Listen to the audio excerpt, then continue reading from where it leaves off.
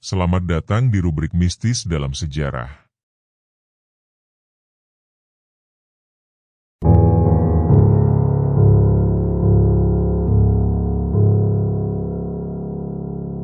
Pulau Borneo, atau yang dalam bahasa lokal disebut Kalimantan, sejak ribuan tahun lalu sudah menjadi tanah yang diselimuti kabut misteri. Daratan luas dengan hutan hujan tropis yang rapat, sungai-sungai besar yang mengalir bagaikan urat nadi, dan rawa-rawa yang seakan tak berujung, menjadikan wilayah ini syarat dengan cerita gaib dan kisah-kisah leluhur yang diwariskan dari generasi ke generasi. Di antara hutan lebat itu, banyak orang percaya terdapat kerajaan tak kasat mata, tempat bersemayam para makhluk halus yang tidak mengenal kematian.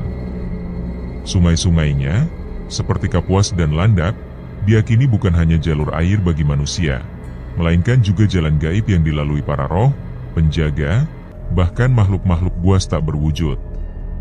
Menjelang abad ke-18, Kalimantan Barat menjadi titik pertemuan penting bagi banyak pedagang. Para pelaut dari Jawa, Bugis, Banjar, Melayu, hingga pedagang dari Tiongkok dan Arab, datang silih berganti membawa rempah, emas, hasil hutan, dan kain-kain indah untuk ditukar. Namun di balik geliat perdagangan itu, Kalimantan Barat juga dikenal sebagai tanah yang angker. Banyak pelaut yang melintas di muara sungai Kapuas bercerita tentang gangguan makhluk halus, suara-suara perempuan menangis di malam hari, bayangan hitam di tepi sungai, bahkan kapal-kapal yang hilang ditelan kabut tebal tanpa pernah kembali. Di antara kisah-kisah seram itu, ada satu nama makhluk yang sangat ditakuti, kuntilanak. Sosok perempuan berwajah pucat dengan rambut panjang terurai, sering muncul di antara pepohonan atau melayang di atas sungai ketika malam tiba. Orang-orang percaya bahwa roh-roh penasaran itulah yang membuat banyak pelaut tersesat dan perkampungan di tepian sungai sering ditimpa malapetaka. Mereka tidak sekadar legenda untuk menakut-nakuti anak kecil, melainkan diyakini benar-benar menghuni daerah itu. Itulah sebabnya, wilayah muara sungai Kapuas dan sungai Landak pada masa itu jarang didiami manusia secara permanen. Namun pada tahun 1771, seorang pria keturunan Arab bernama Syarif Abdurrahman Al-Qadriye datang menembus kabut misteri itu. Ia adalah putra dari Syarif Husain bin Ahmad Al-Qadriye, seorang ulama dan tokoh yang disegani. Darah keturunan Arab dan Melayu mengalir dalam dirinya, sekaligus memberi legitimasi untuk memimpin dan membangun wilayah baru. Syarif Abdurrahman dikenal sebagai sosok pemberani, religius, dan memiliki karisma yang membuat banyak orang mau mengikutinya. Tetapi yang membuat kisahnya berbeda dari sekadar cerita sejarah biasa adalah bagaimana ia harus berhadapan dengan gangguan gaib sebelum berhasil mendirikan sebuah kota yang kelak bernama Pontianak. Perjalanan Syarif Abdurrahman bukanlah perjalanan biasa. Ketika ia bersama pengikutnya menyusuri sungai Kapuas untuk mencari tempat bermukim, mereka bukan hanya menghadapi rimba liar dan hewan buas, tetapi juga dunia gaib yang menguasai tanah itu jauh sebelum manusia berani datang.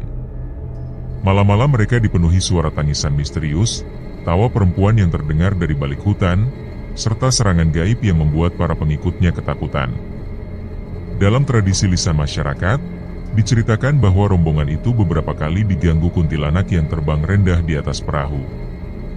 Beberapa pengikut bahkan hampir kehilangan kesadaran karena histeris mendengar suara yang memanggil-manggil nama mereka. Legenda menyebutkan bahwa ketika rombongan berlabuh di sebuah daratan yang ditumbuhi pohon-pohon besar di tepi muara, gangguan semakin hebat. Suara-suara jeritan terdengar lebih dekat, pepohonan bergoyang seakan ada bayangan putih berkelebat di antaranya, dan udara terasa berat seolah ada kekuatan yang menolak kedatangan mereka. Pada titik itu, Syarif Abdurrahman menyadari bahwa tanah yang akan ditempati bukan sekadar tanah biasa, melainkan wilayah yang dijaga oleh makhluk halus. Dengan keyakinannya, ia mengangkat senjata api yang dibawa dari kapal, sebuah senapan yang kala itu masih jarang dimiliki orang, lalu melepaskan beberapa tembakan ke arah hutan.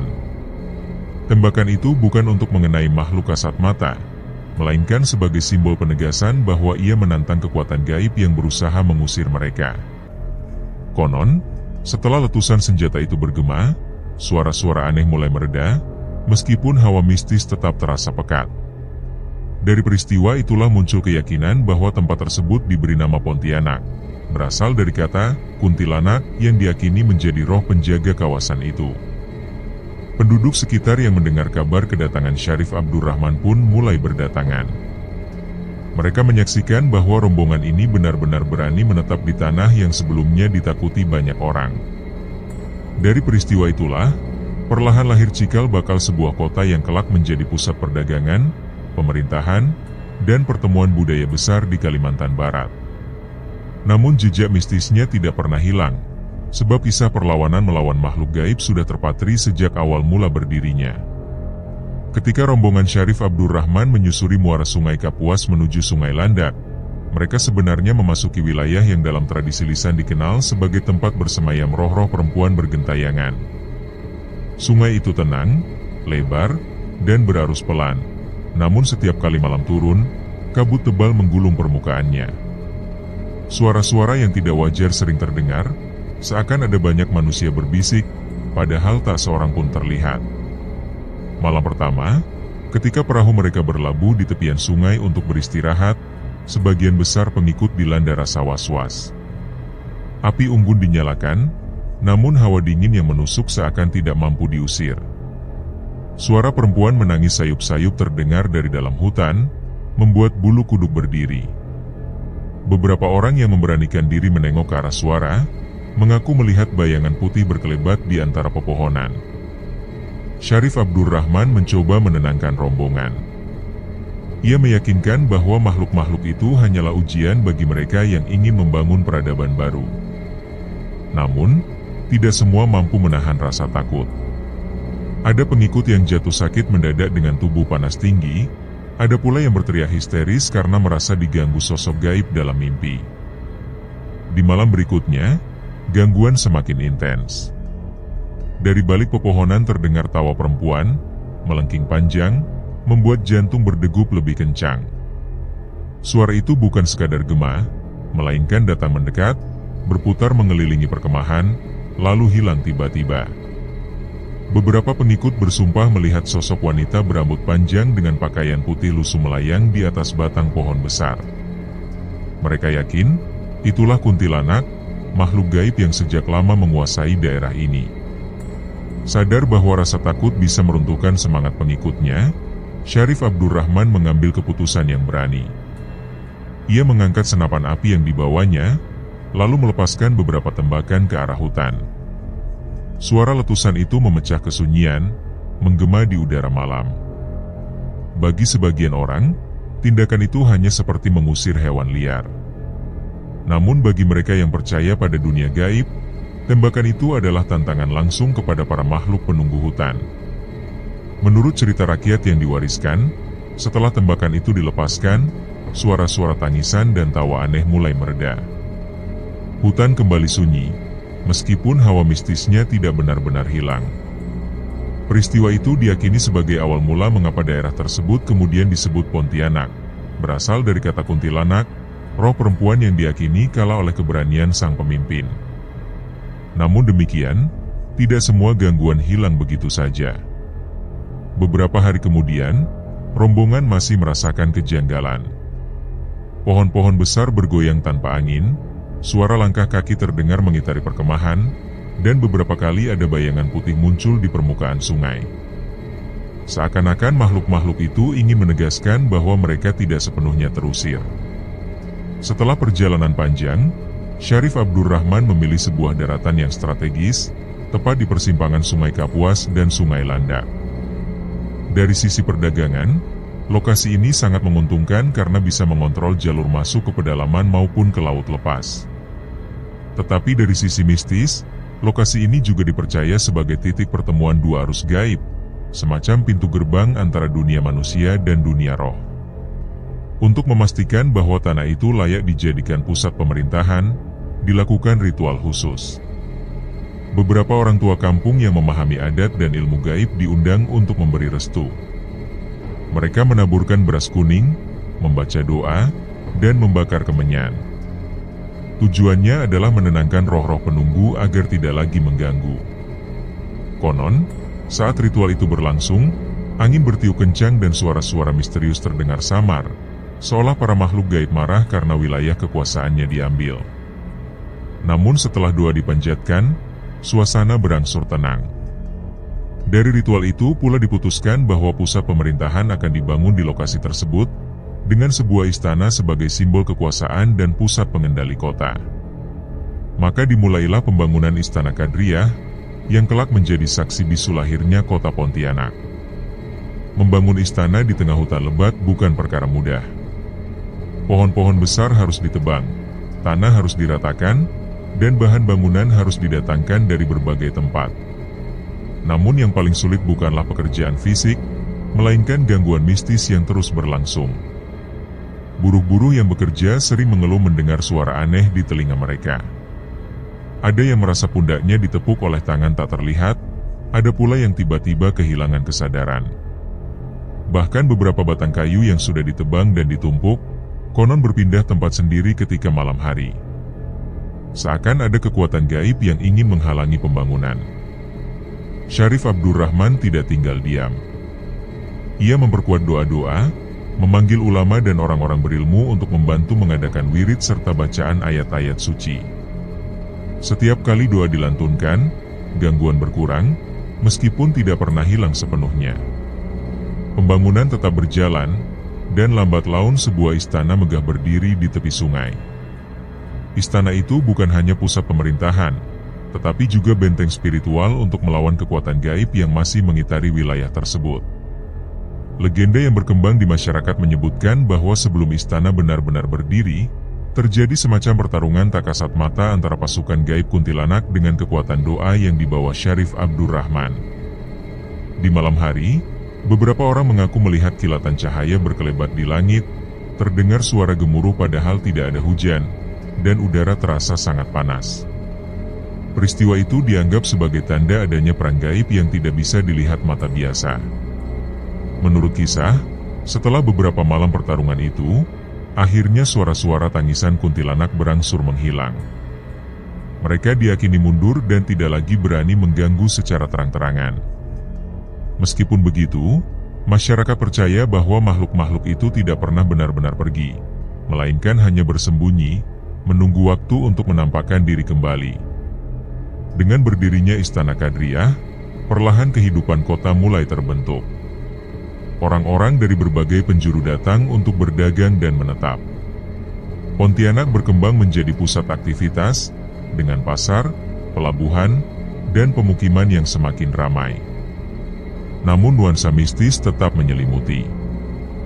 Banyak orang percaya bahwa di sekitar istana masih ada pohon-pohon besar yang dihuni roh penunggu. Beberapa daerah di pinggiran sungai dianggap angker, terutama pada malam bulan purnama. Orang-orang sering melihat cahaya api misterius menari di permukaan air, atau mendengar suara perempuan tertawa dari kejauhan. Hingga kini, kisah-kisah itu masih hidup di kalangan masyarakat Pontianak, menjadi bagian dari identitas kota. Nama Pontianak sendiri menjadi simbol dari kisah mistis ini. Sebuah nama yang diambil dari makhluk gaib, sekaligus menjadi penanda bahwa kota ini lahir dari keberanian manusia menantang dunia tak kasat mata. Tidak banyak kota di dunia yang namanya begitu erat terkait dengan legenda mistis. Pontianak adalah pengecualian, sebuah kota yang dari awal berdirinya sudah membawa aura misteri. Lebih dari 2 abad telah berlalu sejak Syarif Abdurrahman Al-Kadriye menancapkan tonggak pertama berdirinya kota Pontianak di tepian Sungai Kapuas.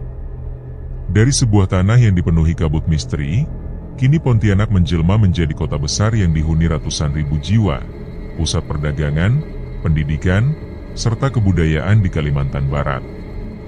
Jalan-jalan raya terbentang, gedung-gedung menjulang, dan aktivitas masyarakat berlangsung hingga larut malam. Namun di balik hiruk-pikuk modernitas itu, nuansa mistis yang menjadi dasar lahirnya kota ini tidak pernah benar-benar hilang.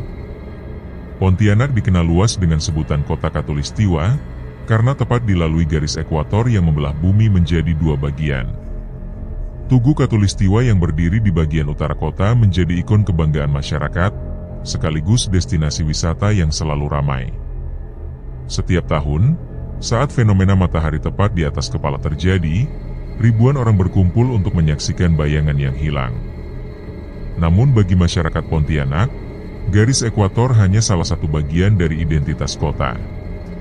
Sisi lain yang tidak pernah hilang adalah warisan mistis yang tetap hidup di jalan-jalan tua, di hutan yang masih tersisa, dan di tepian sungai yang gelap. Hingga kini, Istana Kadriah masih berdiri di kampung dalam Bugis. Warna kuningnya mencolok, namun juga menyimpan aura tua. Banyak pengunjung yang datang dengan rasa kagum sekaligus ngeri. Ada yang merasakan hembusan angin dingin di ruang kosong, ada pula yang mendengar langkah kaki gaib di malam hari. Bagi warga setempat, itu adalah tanda bahwa roh-roh lama masih menjaga tempat itu. Sungai Kapuas tetap menjadi urat nadi kehidupan kota. Namun di balik ramainya kapal dan perahu, cerita-cerita mistis tidak pernah padam. Nelayan sering melihat api misterius menari di atas air, atau mendengar tawa perempuan di kejauhan. Kisah-kisah itu terus diwariskan, membuat Sungai Kapuas bukan hanya sungai terpanjang di Indonesia, tetapi juga salah satu sungai paling penuh cerita gaib. Kata Pontianak tidak pernah bisa dipisahkan dari sosok kuntilanak. Nama itu menjadi simbol bahwa kota ini berdiri di atas tanah yang dahulu ditakuti. Bagi sebagian orang, nama itu menyeramkan. Namun bagi warga kota, itu adalah identitas dan kebanggaan. Generasi muda Pontianak tumbuh dalam dunia modern, namun cerita mistis tetap hidup. Rumah tua, jalan angker, dan pasar lama masih menyimpan kisah gaib. Sebagian orang menjadikannya wisata horor, sebagian lain menganggapnya warisan budaya. Sejarah berdirinya Pontianak adalah kisah unik yang menyatukan sejarah tertulis dengan legenda gaib. Dari tembakan senjata Syarif Abdurrahman, pembangunan Istana Kadriah yang penuh gangguan mistis, hingga suara-suara gaib yang masih terdengar di Sungai Kapuas, semuanya membentuk identitas kota. Pontianak hari ini adalah kota yang hidup di dua dunia, dunia modern yang kasat mata dan dunia gaib yang tak terlihat. Dua dunia itu tidak saling meniadakan, melainkan justru membentuk keseimbangan. Itulah sebabnya, Pontianak tetap berdiri sebagai kota yang berbeda, kota yang lahir dari keberanian menantang roh halus, dan kota yang sampai kini masih menyimpan misteri di balik setiap sudut jalannya.